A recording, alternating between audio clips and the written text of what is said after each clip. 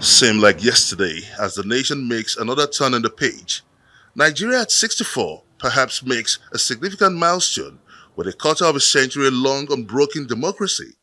It nevertheless comes with torrid emotions as the nation navigates one of its most stormy phases and the struggle to find its place as a leading force in the African continent.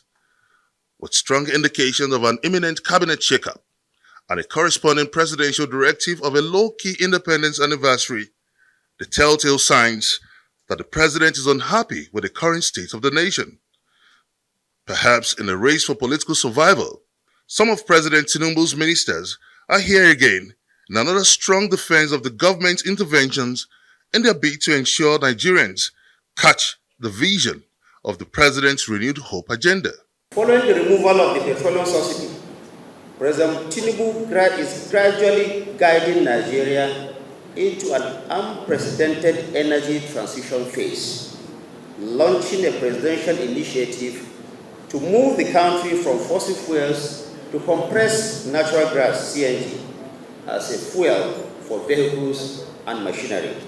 With the recent ratification of the National Values Charter by the Federal Executive Council, the Federal Ministry of Information and National Orientation will now commence the implementation of the Charter in line with the President's commitment.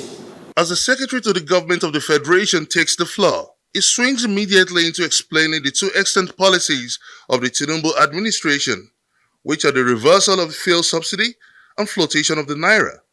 Senator Akume reminds Nigerians of President Tinubu's promise to hand over a banner unstained to the yet unborn generation.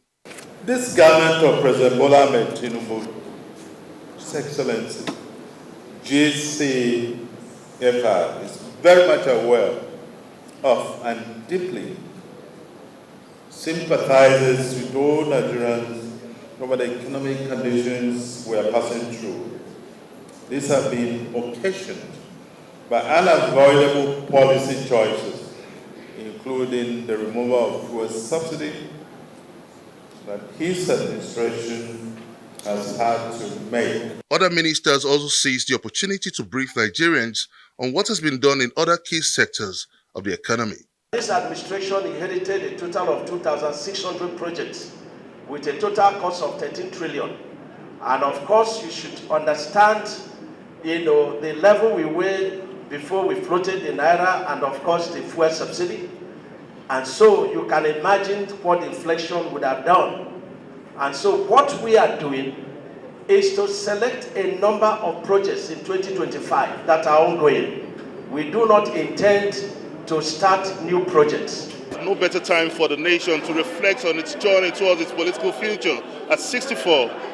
As it traverses a most stormy and turbulent phase, it underscores its resilience to emerge as a leading force in the Africa's continent. Today, the masses wait in bated breath to get the gains of its hard-fought democracy. From the National Press Center, Abuja, Benga Ashuru, Arise News.